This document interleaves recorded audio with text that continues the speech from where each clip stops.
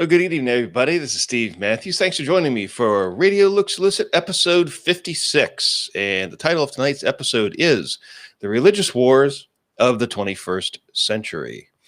Now, if you are like me and you're an admirer of the work of Dr. John Robbins, you might recognize that title. That's the I'm completely, totally, shamelessly ripping off his title of his 2006 essay that he wrote by that with that exact same title. It was published as a Trinity Review in when was that? I know it was in 2006. It was the August 2006 Trinity Review. So this is a title that is it's 15 years old, or almost 15 years old. And yet it's a title that is really as fresh as today's headlines. It's really a remarkable piece. And I'm going to get into talking about that in just a minute. But first of all, I just want to say, hey, thanks for joining me here today. Anybody that's watching live, thanks for joining me for the live I guess what they call it, a simulcast. That's not the right word for it. The live stream. I'm sorry. I guess I'm using old school technology terms here. They used to call it a simulcast. That was way back in the day. But I guess we'll go with a live stream. And for those of you listening to the podcast, welcome as well. So hope you had a good week. It's Friday night. It's actually May the 14th. It's well, it is. It's what about? It's almost quarter till 12. It's 11:42 p.m. Excuse me, on late on a Friday evening, headed into Saturday. I thought about not doing the podcast here tonight. It's a little bit late. I wanted to get to bed early. I kind of want to get up early-ish in the morning because I want to go get my bike out. It's supposed to be a really nice day tomorrow, and I want to go enjoy a little bit of time on Saturday because I've got a lot to do tomorrow. Quite a bit, actually. And I need to, if I'm going to go ride, I need to go ride early. So Lord willing, I'll be able to get out of bed at a reasonable hour. But I wanted to get a podcast in too here tonight because it's been, well, I guess 3 weeks. I missed a couple of weeks in there, and I hated it. You know, I had actually a pretty nice write-up last week already, and ready to go, and I wasn't. I just wasn't able to do it. I just wasn't feeling all that well last week for whatever reason. But I feel pretty good this week, and so I thought I'd go ahead and squeeze in a podcast, even though it's late night and I probably should be in bed. But, you know, hey, got to do what you got to do, right? Something like that. So anyway, you know, I think the last time I did a podcast, I was seeing some reports that the cicadas were almost here. You know, the big 17-year cicada invasion we're supposed to get. Well, they haven't shown up yet. It's kind of interesting. They were talking about how the ground has to get to 68 degrees Fahrenheit, 8 inches below the ground. And as soon as it hits that tripwire, that threshold, those things come popping up out of the ground, and you know they make our lives miserable for about a month and a half. Well, that hasn't happened, and I guess part of that is due to the fact it's been a little bit cooler than the usual spring here so far. And you know, really, most of it actually got down pretty close to freezing. I remember last Saturday I got up early to get out, and I remember there was actually frost on my windshield. And so that's we're still dealing with that right now. But I think it's going to be warming up here over the next week or two. I think next weekend's supposed to get into the 80s.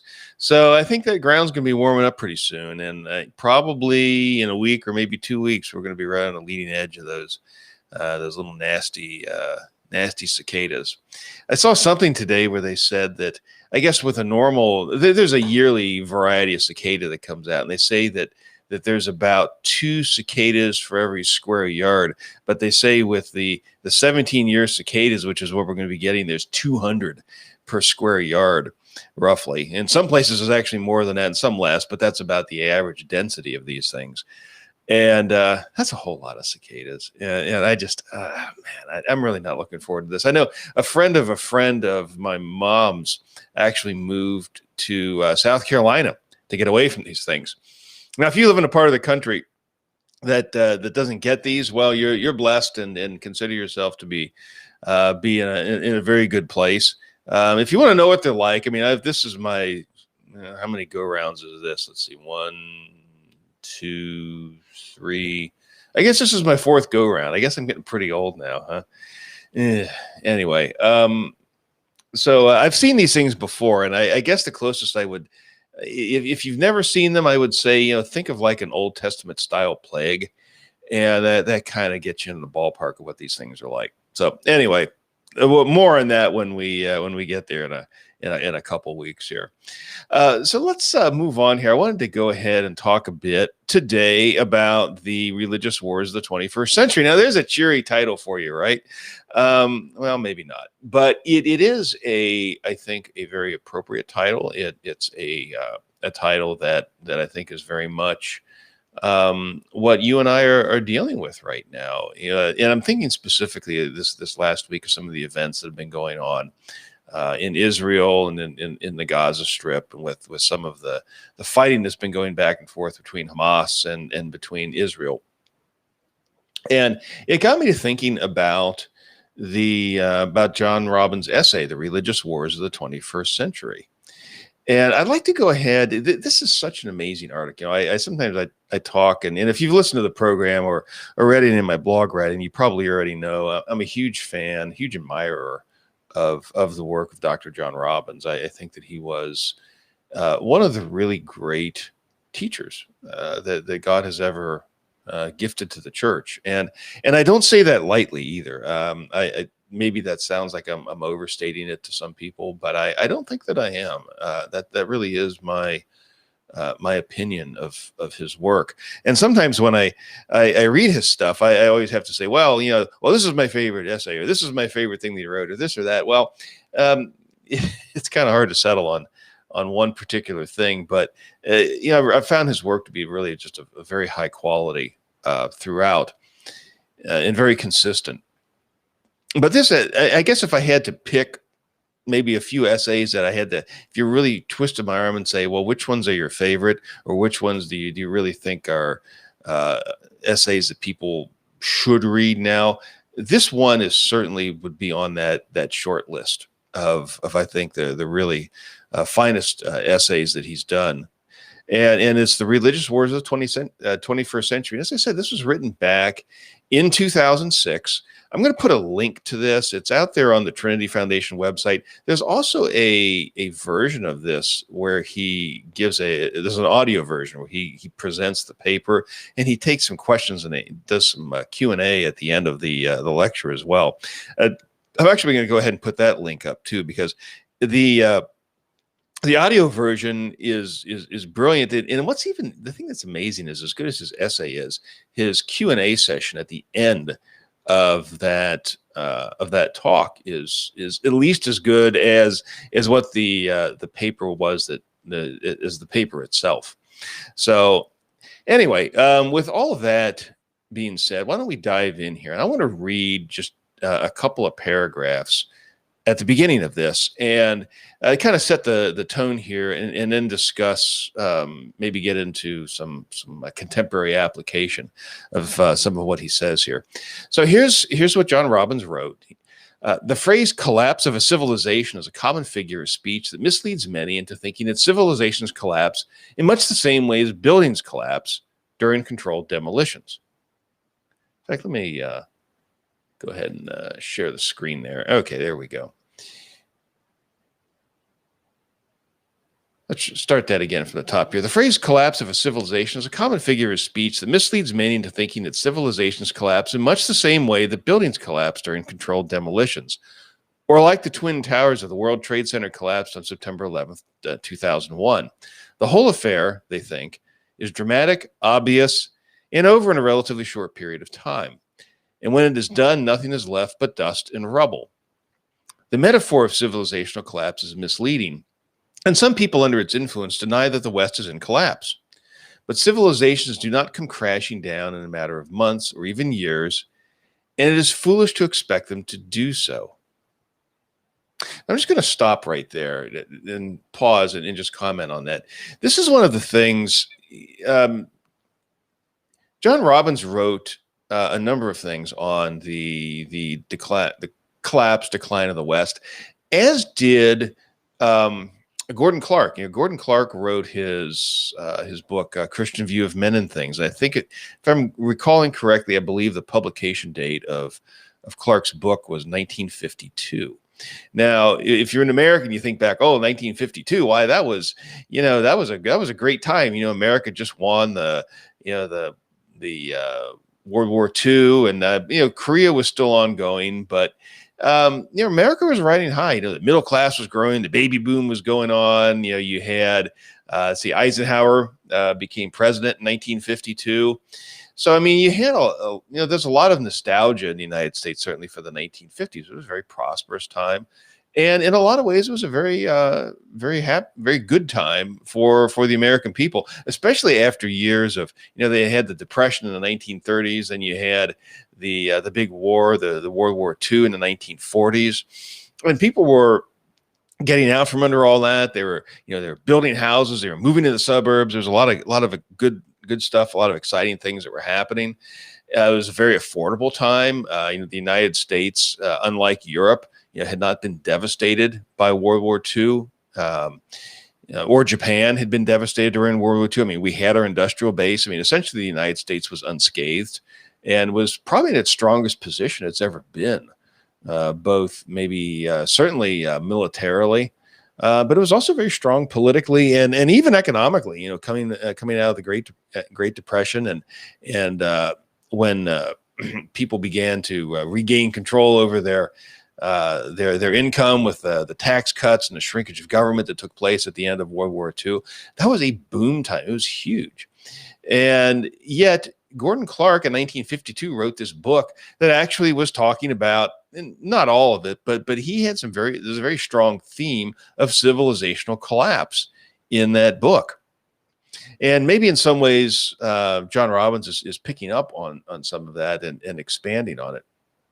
So let's continue. Again, this is the second paragraph here of The Religious Wars of the 21st Century. Quote, "The West has been in collapse for more than a century. The biblical theology that created Western civilization 500 years ago has all but disappeared in the West. The rejection of Christianity in North America and Europe, and the rise of several false religions, including Arminianism, Romanism, Pentecostalism, atheism, and mysticism, have led to the collapse of the West. The collapse is marked by, or more accurately, is the dissolution of the biblical family, husband, wife, and children, the economic and political regimentation of the individual and business enterprises, government ownership and control of most educational institutions, the growth of crime, the waning of civility, the acceptance of public profanity, obscenity, and homosexuality, the resurgence of brutality. To oppose some of this civilizational collapse, the religious right in America has embraced both Romanism and Judaism as saviors of the West, foolishly ignorant of the fact that they, as forms of unbelief, are destroyers of the West and causes of the collapse. What we call Western civilization arose because of the widespread preaching and belief of the gospel of justification by faith alone. Theologies that deny this doctrine are fatal to both souls and societies." End quote. Now, that is an amazing paragraph. And again, this was written in 2006. And when you read through, kind of just going back here, he talks about the collapse of the West is marked by, or more accurately, is, and he lists a number of things. He lists the dissolution of the biblical family, the economic and political regimentation of the individual and business enterprises, government ownership and control of most educational institutions, the growth of crime, the waning of civility, the acceptance of public profanity, obscenity, and homosexuality, and the resurgence of brutality. Well, have we seen any of that over the last year? Since 2006, all of those trends were in place back then. That was 15 years ago. And it's only gotten worse. So, what he said here, it was certainly true in 2006. I suppose you could say it's even more true today. And he shows remarkable insight here. And I'm not going to dig through all of that, but I think you can probably think very clearly about some of these things. He talks about the acceptance of public profanity, obscenity, and homosexuality.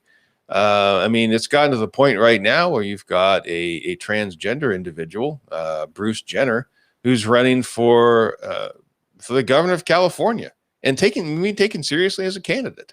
That would never have happened in 2006. It wasn't that transgenderism wasn't around. It wasn't that the homosexual rights movement wasn't around. It very much was. It was very much active. But something like that would never have been acceptable. And the thing is that Bruce Jenner's doing this as a Republican, as supposedly the party of the religious right and the conservatives. And now I don't know if he's going to win or not. I don't think he's even polling as the top candidate among Republicans, but he's definitely gotten a lot of attention, if nothing else, because he's a big celebrity. I mean, he's without question the most famous transgender person in the United States. I don't think there's any question about that. Certainly not the only one, but I think he's certainly the most famous. And when you look at the acceptance of crime, I mean, crime has exploded over the last year. I mean, we've spent all of our time demonizing the police and exalting criminals, and it's not a surprise that that we have massive spikes in crime. There are hundreds, if not thousands, of people who are dead today because of violent crime, who otherwise would be alive, had it not been for all of the foolish activity that's been done in the wake of George Floyd and some of the other instances that have taken place over the past year. Defund the police. I mean, well, that's the police. That's one of the few legitimate functions of government. As the Apostle Paul teaches. I mean, he teaches us that the government, it really has two main functions. That is to praise the good, which is to pass laws that are in accord with the law of God, and to punish those who practice evil. And that's the job of the police. That's the job of the justice system, is to punish those who practice evil. Well, I mean, you've got a lot of people out there that want to tell you that the cops are the bad guys and the criminals are the good guys. And that's an example of calling evil good and good evil. And John Robbins picked up on this very clearly back in 2006. Now, one of the things that he talks about in here, and I think that this is the title of the piece, of course, is "The Religious Wars of the 21st Century," and he's looking. And so this is a predictive piece in a lot of ways. It was written in 2006, the first decade of the century, and John Robbins is looking ahead to the remainder of the century, and he sees a century of religious wars. And the reason I was thinking about this particular piece this week is, of course, what's been going on in the headlines. Think about all the recent violence that has occurred with Hamas and with Israel. And the Israeli army, in fact, just invaded Gaza, the Gaza Strip here within, I guess, the last day or two. And there's been a lot of fighting. There's been a lot of fighting in the territory of Israel proper, and a lot of demonstrations, and things look to be getting pretty serious. Now, who knows? Maybe all of this will die down, and in a month from now, we'll all have forgotten about this. But it's also possible something like this could lead to a broader Middle Eastern war. And that is a real concern. It's a real possibility. We don't know right now, and I'm not saying that I know right now, but it certainly is a dangerous and destabilizing situation. Now, one of my purposes here in doing this program is not to take sides between the Palestinians and the Israelis. Now, that in itself probably requires some explanation due to the reflexive support for Israel that's expected from both Americans in general and Christians in particular. I'm both. I'm an American and I'm a Christian. But I'm taking a neutral stance here on what's going on between the Palestinians and the Israelis, because I believe that is the proper biblical stance. To borrow, in fact, this is to borrow a phrase that John Robbins used in his essay, Americans in general and Christians in particular do not have a dog in the fight that's going on over there in the Middle East, and we ought to remain neutral. Israel, and in this statement here would probably surprise a lot of Americans to hear this, but Israel is a foreign nation. It's a foreign country. Israel is not America. America is not Israel. They're separate entities. And this is a biblical stance. As I said, the idea that we're to remain neutral. And again, that sounds very strange to people, but the biblical stance is that national governments whether it's the United States government, the Canadian government, the government of Great Britain, the government of Israel, any country. The job of that national government is to mind its own business. MYOB, mind your own business. I mean, that maybe sounds kind of strange, but that actually is a biblical principle for geopolitics. And that's actually a pretty good summary of what's been known since the 1640s as Westphalian sovereignty. I've written some and I've talked some about the Westphalian world order. And the Westphalian world order is the idea that the highest level of government is national government, and it's the job of each national government to take care of its own business within its own territory and leave other people alone. Mind your own business. But we've long forgotten that. I mean, the original foreign policy of the United States, sometimes, and in fact, again, referring to John Robbins' essay, he called it strategic independence. And one of the best and most famous statements of the idea of strategic independence is this, and this was expressed by John Quincy Adams in 1821. I'm just going to read this to you here. Quote, "Wherever the standard of freedom and independence has been or shall be unfurled, there will her," and by her, Adams means the United States, "there will her heart, her benedictions, and her prayers be. But she goes not abroad in search of monsters to destroy. She is the well-wisher of the freedom and independence of all. She is the champion and vindicator only of her own." So, that's where that quote, that's a very famous quote, going abroad in search of monsters to destroy. But what Adams does here is he summarizes very well the idea of the Westphalian world order and what a Christian foreign policy looks like. It's the job of the United States government to oversee and to take care of the United States. That's quite enough on its own. I mean, it's not like we don't have any problems here in the United States, right? I mean, yeah, we got our act together perfectly. And so we've got all the time and money to go tell everybody else how to live. Well, no, we don't. And I mean, very obviously we don't. And we have a lot of very serious problems in the United States of America. But there are relatively few people who take seriously the idea that we don't go abroad in search of monsters to destroy. There's a term that's sometimes used for that, and it's isolationist. And when someone calls a person an isolationist, that's actually kind of a swear word. It's one of those words that's used to discredit somebody and essentially remove them from the discussion. And if I call you an isolationist, what I'm saying is that your ideas are beyond the pale. You're a very, very bad person, and nobody should listen to you. It's a debate ender. It's not a debating point. It's designed to end a debate. It's kind of like calling somebody a racist. There's that old joke. A racist is a conservative who's winning an argument with a liberal. And I think there's some truth to that, that a lot of times people will employ that term and say, well, so-and-so is a racist, just to try to tar and feather him as somebody that's a bad person, somebody who ought not to be listened to by right-thinking people. Well, isolationist serves in kind of the same way. It's the same sort of thing with respect to foreign policy. You call somebody an isolationist, well, that's just that person's a terrible person, and we're not going to listen to him.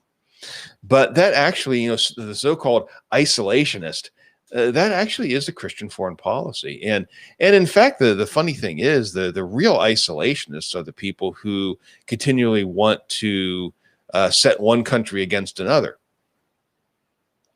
People who believe in the Westphalian world order, people who believe in a foreign policy that doesn't involve trying to strong arm every other country, they actually are the people who are the anti-isolationists, because they want to trade and they want to do business and they want to be able to work with other countries.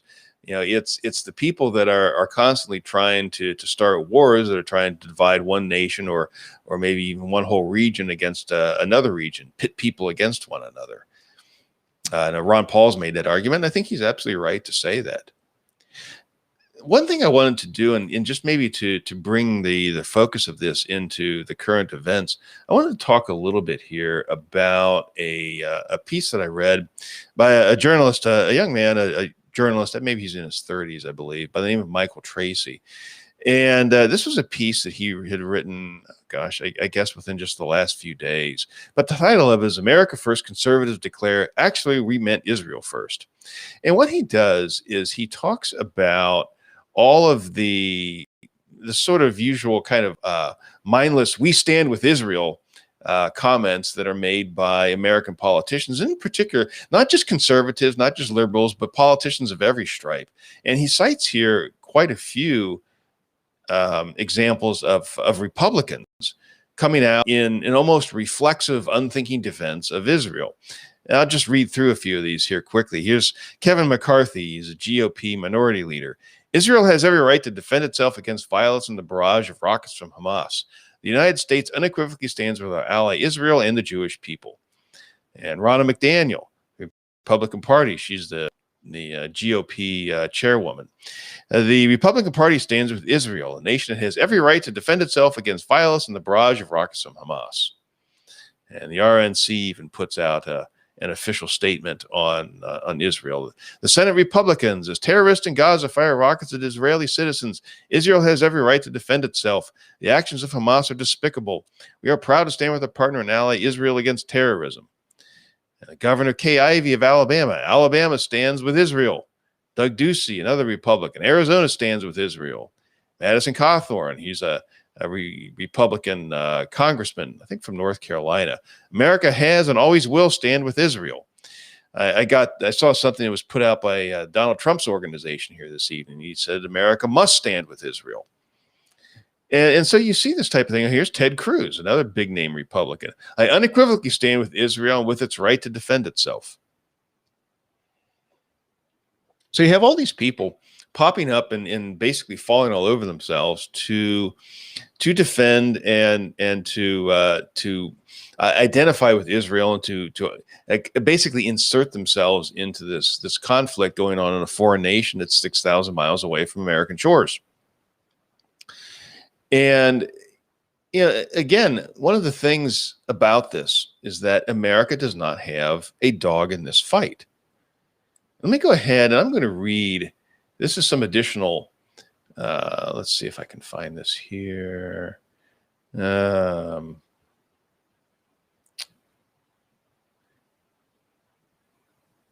let's take a look at this. I'm going to read a few more paragraphs out of the Religious Wars of the 21st Century. Here we go. The result of 2 centuries of irrationalism is that at the beginning of the 21st century, we are faced not with a hopeful prospect, but with an even more dismal prospect than our great-grandfathers faced 100 years ago. The last 100 years has seen the resurgence of medieval Romanism and the emergence of a Romanist zealot organization such as Opus Dei. Medieval Romanism is not just confined to the Roman Catholic Church state and its thousands of educational institutions, but has gained many adherents among nominal Protestants as well. The prolific authors Norman Geisler and R.C. Sproul, and many lesser-known Protestant theologians and philosophers as well, are disciples of the official philosopher of the Roman Church state, Thomas Aquinas. Their influence has misled most Protestants away from a biblical and reformed view of philosophy and apologetics and into a compromise with Rome. Medieval Islam is now usually called fundamentalist Islam, and medieval Judaism, with the establishment of the modern state of Israel in 1948, are on the rise as well. All 3 religions, Romanism, Islam, and Judaism, are false, militant, and violent. Devout members of each group hate, oppose, and plot against members of the other 2. But today, the date is 2006, not 10,006, or 1006, excuse me. And the true believers of each of these medieval religions have access to nuclear, biological, chemical, and electromagnetic weapons. Barring dramatic divine intervention such as a new Reformation or the second coming of Christ, the wars of the 21st century will be religious wars. They will be worse than the secular wars of the 20th century. The 3 principal protagonists will be the 3 medieval religions that have warred with each other for centuries. Already the battles have begun. It is important to realize that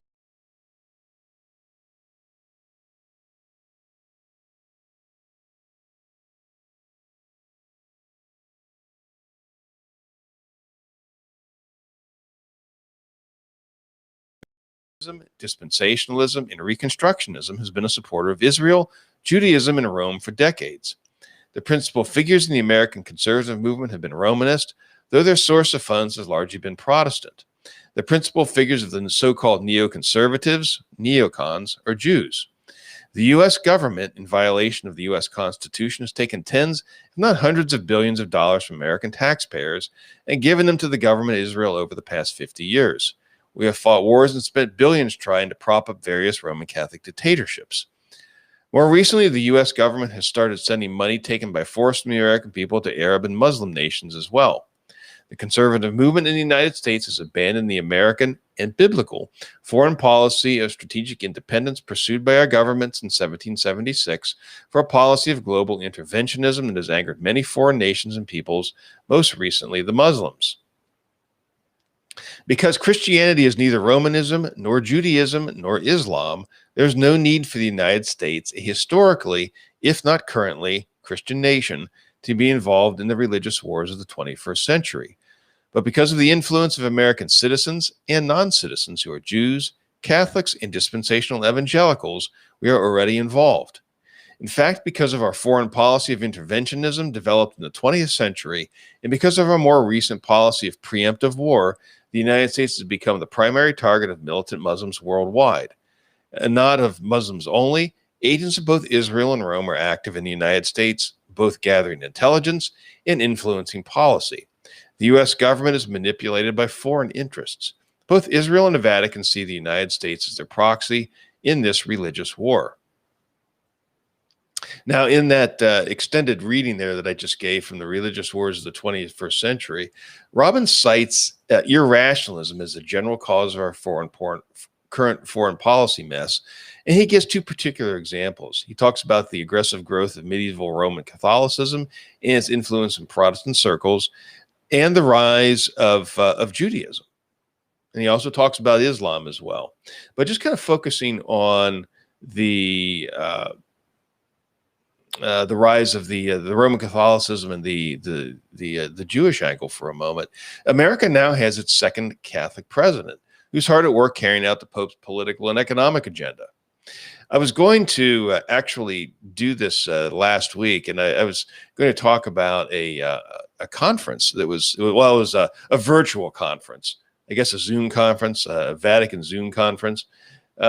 Here's a headline if you happen to be watching it. Let's see. Oh, goodness, what do I have here? Got an ad popping up. I don't want. Yes. So here's the headline. The Vatican Coronavirus Conference features Fauci, Francis, and Aerosmith. This is from Fox News. And this is a story from May 7th. So it was from last week. It says the CEOs of vaccine makers Pfizer and Moderna joined Cardinals academics and the lead guitarist of Aerosmith in opening a unique Vatican conference on COVID-19, other global health threats, and how science and solidarity and spirituality can address them. And the Dr. Anthony Fauci was one of the presenters, one of the speakers at this conference. And of course, so is Pope Francis. And, you know, Pope Francis is a Jesuit. Anthony Fauci is Jesuit trained. He's not formally a Jesuit. I was listening to a piece by, it was a podcast by Chris Pinto not too long ago. He used a term, Jesuit of the short robe, which apparently is a term that originated in the 19th century. And it was used to describe somebody who wasn't maybe necessarily formally part of the Jesuit order, at least publicly. You know, who knows what really goes on, but somebody who wasn't, a fully identified as a member of the Jesuits, but somebody who was Jesuit influenced, somebody who was sympathetic to them. And of course, Anthony Fauci went to Jesuit school from his youth all the way through his undergrad years. I believe he went to Cornell. I think he went to Cornell for his medical degree, but he was Jesuit trained all the way up through his undergraduate. I know he went to Regis High School in New York, and I believe he went to a Jesuit elementary school. And I also believe, if memory serves me correctly, he went to Holy Cross University, which was also a Jesuit school. So, you know, you have this substantial influence. Anthony Fauci and Pope Francis are basically an echo chamber.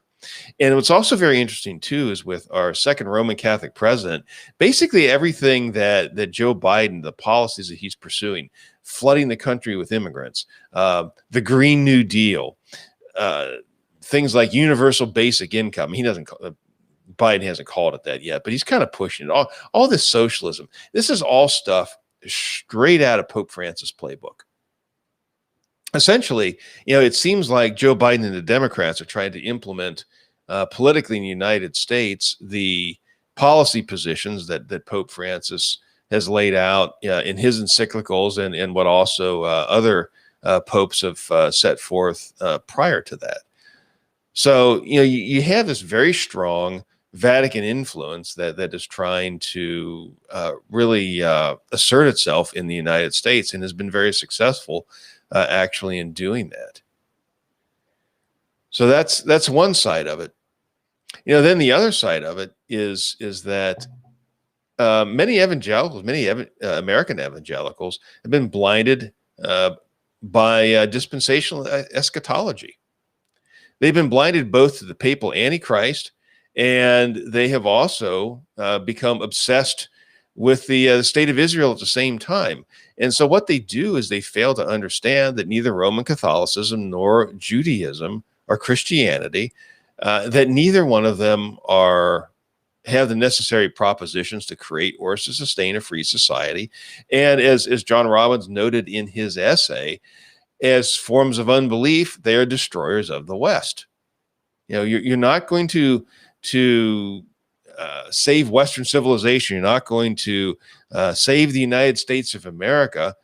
Christians are not, by making alliances with Roman Catholics and with Jews, because they do not believe the necessary ideas in order to be able to correct the problems that we have. And in fact, the ideas that are promoted by individuals of both of those groups are destructive of the principles of a free republic. Now, we've talked a little bit about the Roman Catholic influence on the United States. Now, this would take probably several programs if we were to even explore that in depth. I just kind of very briefly went over a few things. But I also wanted to talk a bit about Israeli influence on the United States.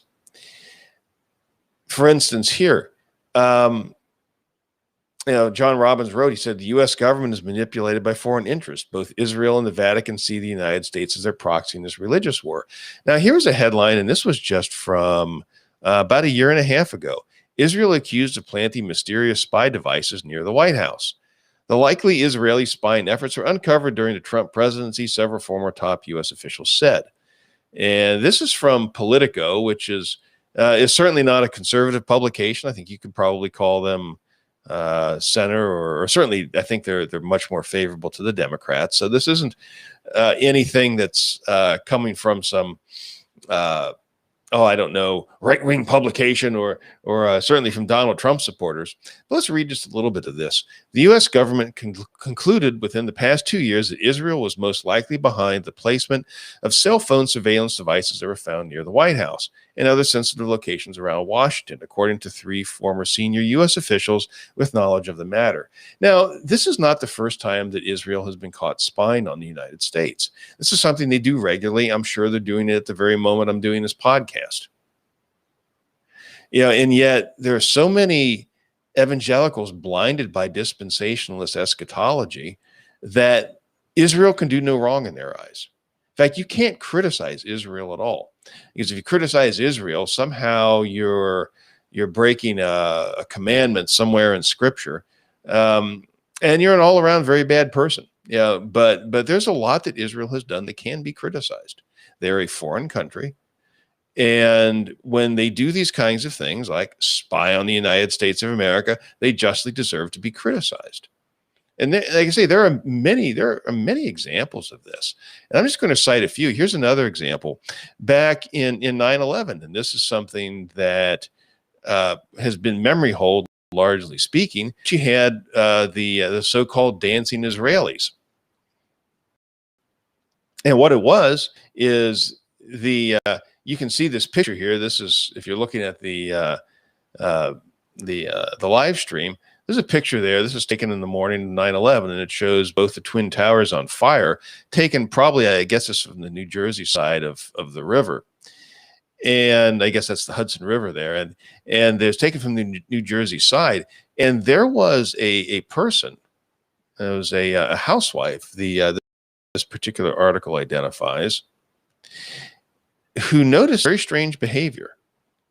And that was these men that were dancing, and they were looking at the Twin Towers, and they were dancing, and they're kind of high-fiving it. I don't know if they're actually giving high fives or not, but they were celebrating. And let me read a little bit out of this article. It's written by Philip Giraldi. And he writes this. He says, but the hands-off attitude toward Israel shifted dramatically when, on September 11th, 2001, a New Jersey housewife saw something from the window of her apartment building, which overlooked the World Trade Center. She watched as the buildings burned and crumbled, but also noted something strange. 3 young men were kneeling on the roof of a white transit van parked by the water's edge, making a movie in which they featured themselves high-fiving and laughing in front of the catastrophic scene unfolding behind them. The woman wrote down the license plate number of the van and called the police, who responded quickly, and soon both the local force and the FBI began looking for the vehicle, which was subsequently seen by other witnesses in various locations along the New Jersey waterfront, its occupants celebrating and filming. The license plate number revealed the van belonged to a New Jersey registered company called Urban Moving Systems. At 4 p.m., the vehicle was spotted and pulled over. 5 men between the ages 22 and 27 years of age emerged. They were detained at gunpoint and handcuffed. They were all Israelis. One of them had $4,700 in cash hidden in his sock, and another had 2 foreign passports. Bomb-sniffing dogs reacted to the smell of explosives in the van. According to the initial police report, the driver identified as Sivan Kurtzberg, stated, "We are Israeli. We are not your problem. Your problems are our problems. The Palestinians are problem." The other 4 passengers were Sivan's brother Paul, Yaron Shmuel, Oded Elner, and Omer Marmari. The men were detained at the Bergen County Jail in New Jersey before being transferred to the FBI's Foreign Counterintelligence Section, which handles allegations of spying. So they had the dancing Israelis. And I remember when that came out. I remember it was reported by Carl Cameron on Fox News. And that report came out within a day, or maybe the same day or the next day, right after 9/11. And then the story was deep sixed. It kind of was flushed down the memory hole. But there are some people that still remember this very well and have written about it. To give you another example of, say, perfidy by Israel against the United States. Here's a headline. This is from The Guardian. This is from December. And it says, former U.S. spy Jonathan Pollard arrives in Israel. And, this is a case where, well, it looks like I wasn't able to get the whole story. But Jonathan Pollard, and it says here that, he was a former Navy analyst who served 3 decades in prison for leaking thousands of classified documents to Israel. He has arrived in Tel Aviv after being released from parole. So he was paroled right at the end of the Trump administration, and he was sent back to Israel. And he had been part of the U.S. Navy. He was a U.S. citizen, but he did enormous damage to the United States of America with his spying back in the 1980s. And both he and his Israeli handler, were pardoned by the Trump administration. And I think that is an outrage. So, I mean, here you have Israel is not a great ally of the United States. It's a foreign country. It's a foreign country that showed itself to be very hostile to the United States in some respects. Now, as a Christian, as someone who believes in the Westphalian world order, that's the biblical approach to geopolitics. I don't wish Israel well. I don't wish the people of Israel ill. I don't wish bad things to happen to people. But we also have to understand that they are a foreign country. And the United States of America, more specifically the people of the United States of America, do not owe the Israel. There's no moral debt. There's no obligation, either financial or morally, to support Israel. It's a foreign country. We wish them well, but it's not our job to defend their liberties. That's their job to take care of that. Yeah, and when you see all these politicians coming out in sort of reflexive support of Israel, I think that's a big problem. And I think that's something that that we need to, as Americans, take a closer look at. Well, that's about all the time that I had for this week. Let's see, I've been going on here for, I guess, about 45 minutes. So that's about a wrap here. I say there's so much more that I wanted to talk about, but there's only so much you can do in one podcast. So, Lord willing, I'll be back again, and we can maybe either pick this up or maybe move on to a different topic. But I'm sure I'll come back and revisit some of this again. But I mean, right now, we live at a time where you have the religious wars of the 20th century, as John Robbins talked about, seem to be coming to a head. Now, again, we don't know what's going to happen. I mean, maybe all of this stuff will blow over and there won't be much that will come of it. But I mean, it's a dangerous situation, and it's been a dangerous situation for many years. It's a powder keg, as some people term it. Certainly, the Middle East is, and something could go off, and we don't know. As Christians, of course, we pray for wisdom in those who lead our country, and for those in other countries, the leaders of other countries. We pray for peace. We ask the cooler heads would prevail, and we also, pray that the irrationalism that has so gripped the West over the past 100+ years, as John Robbins talked about, would be replaced by discernment, and that discernment can only come through the preaching of and belief in the gospel of justification by belief alone. That's where it has to begin. It's all a spiritual problem. It's not a political problem. It's not an economic problem. This is a spiritual problem, and it's a problem of unbelief. And right now, the West has become unbelieving, the formerly Christian West. I hate to say that, but that's where we are today. So as I said, that's about a wrap for this week. Thanks so much for listening. I really appreciate that. For those watching on the live stream, thanks for joining me, and for those of you listening to the podcast, thanks again. It's been great to have you here, and look forward to talking to you again. Until next time, may the Spirit of truth guide you in all truth as you read and study God's Word. Good night, everybody.